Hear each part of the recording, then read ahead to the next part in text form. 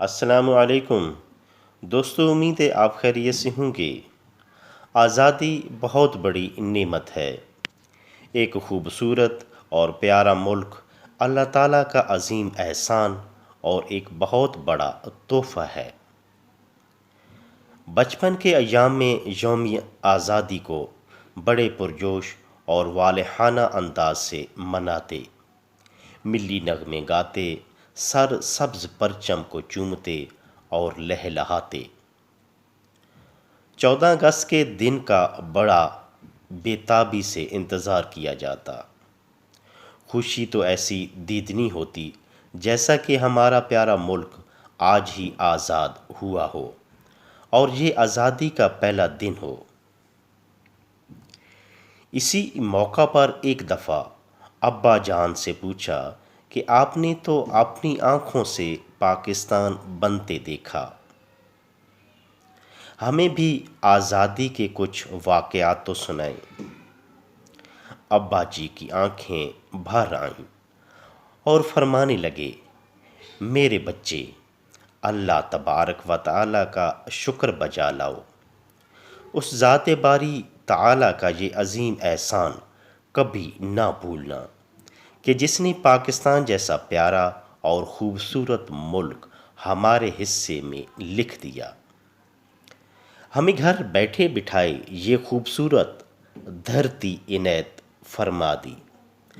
ہم نے اپنے وطن کے لیے باقی دکھ اور تکلیفیں تو جھیلیں، لیکن ہجرت جیسا دلدوز اور رونگٹے کھڑے کر دینے والا دکھ نہیں سہا۔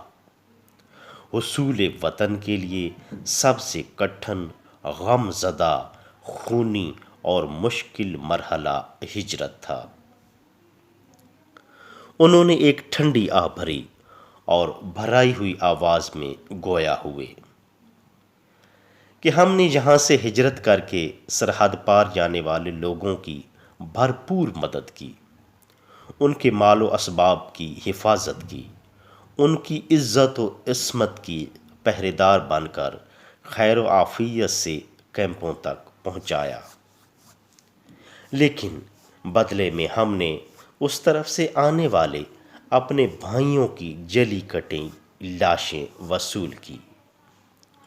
بہت سے تو راستے میں ظلم و ستم کا شکار ہو گئے۔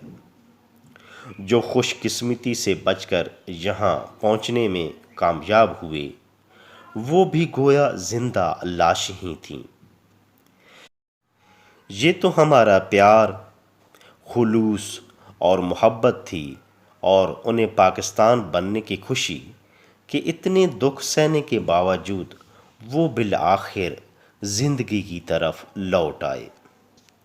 یہی سوچ کر ان کا حوصلہ بلند ہوتا کہ اب ہم اس ملک کے آزاد شہری ہیں، یہ وطن ہمارا ہے، جہاں ہماری نسلیں پروان چڑھیں گی، انہیں کوئی ڈر، غم، خوف اور تکلیف نہ ہوگی، وہ امن و سکون سے زندگی گزاریں گے۔ اتنا کہہ کر والد محترم رک گئے اور کسی گہری سوچ میں ڈوب گئے۔ غالباً ان کی آنکھوں کے سامنے ان واقعات کی فلم چل پڑی ہوگی۔ کافی دیر خاموش رہنے کے بعد دوبارہ بولے، سنو میرے پیارے بیٹے، اب ہماری دوہری ذمہ داری ہے۔